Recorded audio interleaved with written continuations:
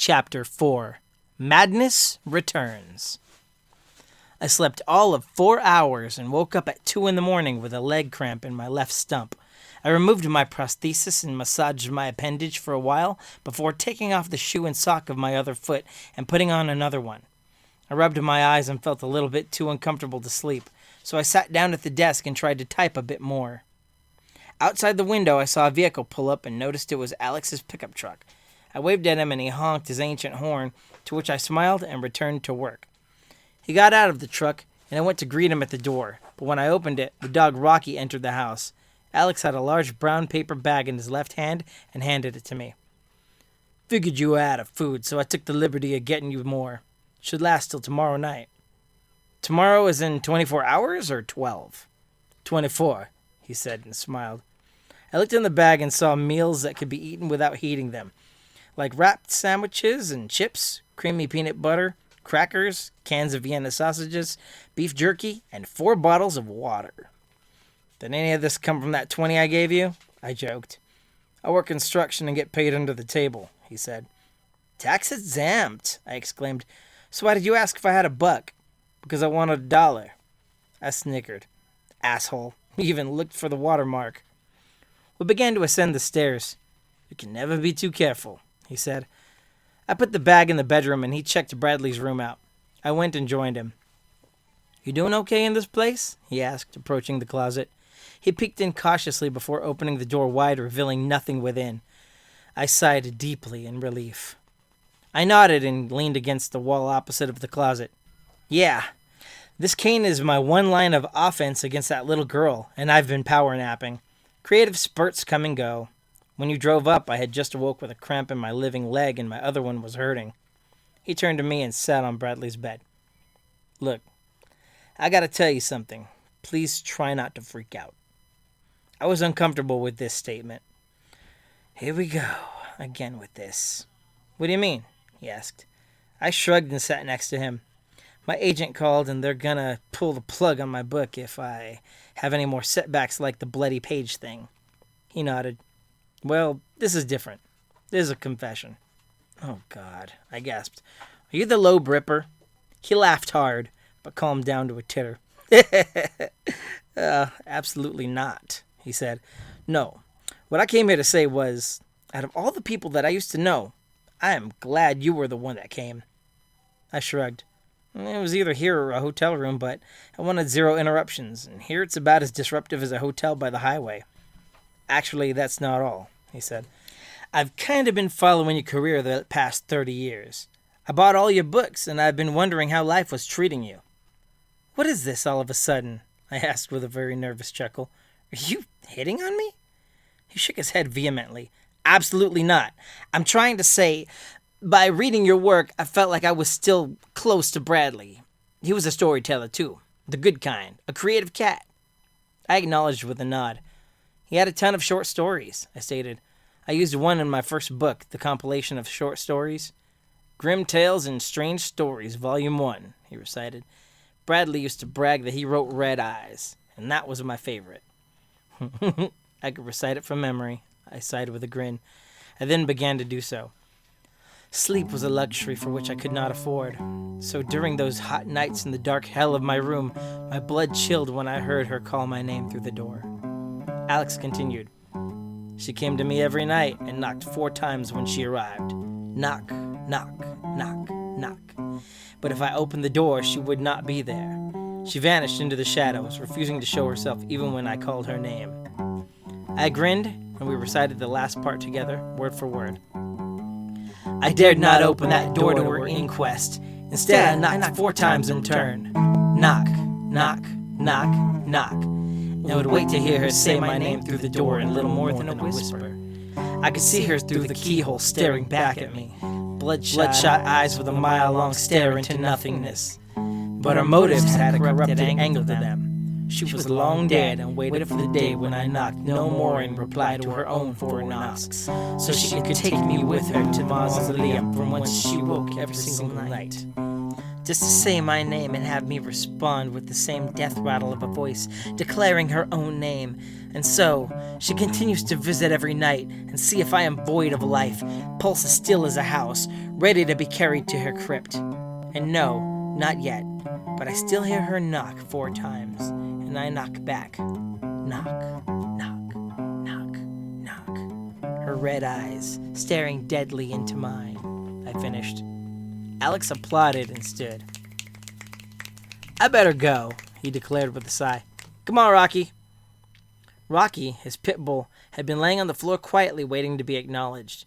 I scratched his head and rubbed behind his ears lovingly, and he licked at my palm until it dripped with drool.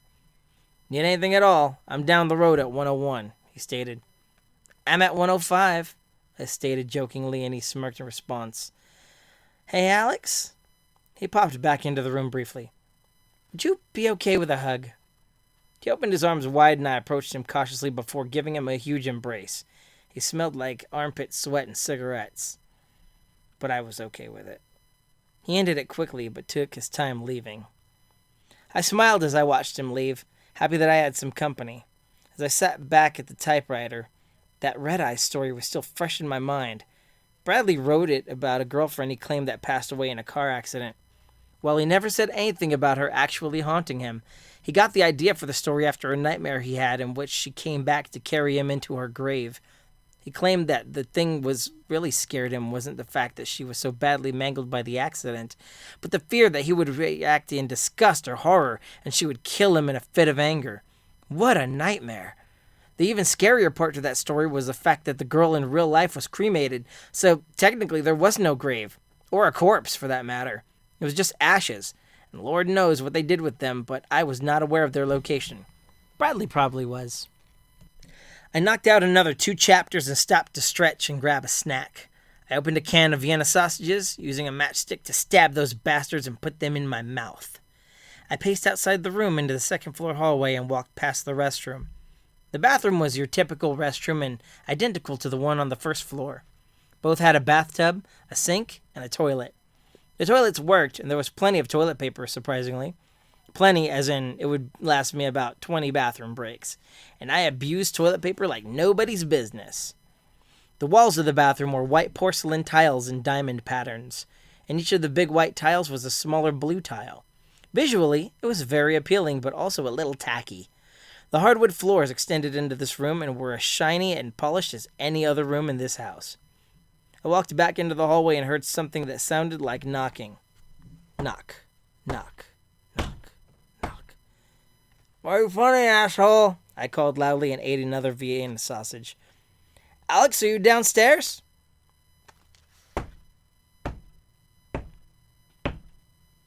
I realized the sound came from the opposite direction of the stairs. They came from the small hatch in the hallway ceiling that led to the attic. "Again with this," I groaned and dropped the sausages. There were only 2 left along with that gelatinous substance they sat in, and they splattered all over the floor whenever momentum took them. I slowly approached that door and made sure my phone was in my pocket. I saw the cord that hung down from the hatch swinging as though the knocking caused it to move. I reached up for the cord slowly when 4 hard bangs in rapid succession occurred. It caused me to jump in shock, which pissed me off because I was not trusting my own eyes and ears. I pulled the cord, and the fold-out ladder dropped down, with a crash. I straightened it up and climbed at a casual pace up the ladder, which, if you have ever climbed stairs with a prosthesis, will know it is a chore and a half. The attic reeked of blood and was pitch black aside from the hall lights casting a rectangular beam upward into this empty area. I used the torch on my flashlight to see, and saw nothing of interest inside. There was no window, but there was a flat surface made of the same smooth planks as those that covered every inch of flooring inside the house. "Hello? Alex?" I called and entered the attic. Jesus, what am I even doing? I should know this is a bad idea. This is how those dumbass bimbos get killed in slasher flicks.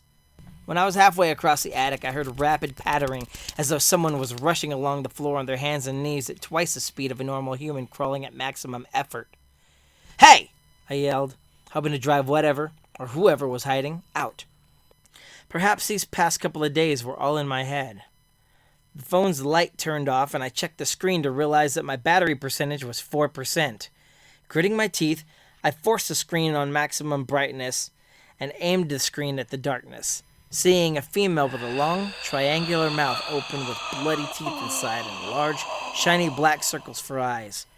Her skin was as gray as ash, and her hair was black and curly, shoulder-length but messy, and even covering her face in thick strands. She was scrawny with spindly, long limbs that would put her natural height at maybe 6.5 feet tall, and about 120 pounds or so, maybe more if there were any meat on her bones. Her feet and hands were bare and stained with blood all over, shredded from being used to crawl on them. A split second after I saw this sight, before my brain could even process whatever ghastly apparition I beheld, it emitted an ear-shattering scream that made me stumble backward and drop the phone face down on the ground. I lit a match and hunted desperately forward in the darkness before seeing that girl crawling towards me at a freakish speed that made me dive backwards into one of the support beams for the attic, of which there were 2. I sat in the dark with my back against the beam and panted laboriously, so rapidly, in fact, that my ribs cramped up in record time. I tried to take slower and deeper breaths and saying, "You're not real. You're not real," over and over again. I lit another match clutched in my right hand and looked into the shadowy corners, scanning for either my phone, the door, or that foul fucking thing that was toying with me. "Don't be real," I begged. I felt a crusty left hand touch my forehead and a right hand touch my right bicep simultaneously. Her head popped out from behind my right shoulder, and the female creature that had crawled for me since I entered now displayed her neck, which had a hole going all the way through it to the spine. "Make a wish," she rasped loudly. A puff of air was forced out of her throat wound and blew out the match. My brain shut down, and I completely lost my mind to fear. I screamed so loudly that I went deaf for a while thrashing along the floor, dislodging even my prosthetic leg and having it get stuck in my leggings. I felt someone eventually grab me and yell, "Sam!" I was in a panicked frenzy operating on pure adrenaline, and there was no way out of shutting me down. "Sam, stop!" I managed to come out of my fight-or-flight panic and looked around. I was lying in the upstairs hallway and was facing the opposite end. I noticed a tall woman in boots and a pair of jeans, a blue blouse, and blonde pixie standing there judging me worriedly. She was my daughter. "What did you see?" Alex asked as he gripped my arms, pinning them to the sides to reduce my thrashing. "Sam, are you okay?" I had crapped in my pants, literally, during that massive scare and was assisted by my daughter in getting to the tub where she sat outside while I cleaned myself up. Once I was all washed, I toweled off, surprised there were still towels present, and was helped in putting my clothes on by my daughter. "This place wasn't easy to find," she commented lightheartedly. "Passed it a few times." "You shouldn't have come," I said. "It's too dangerous." "So why don't you leave?" she inquired. "Not done with the book," I told her. She nodded. "Not gonna lie, I read it while you were in the tub, and it's good." I grinned. She would never lie to me about anything.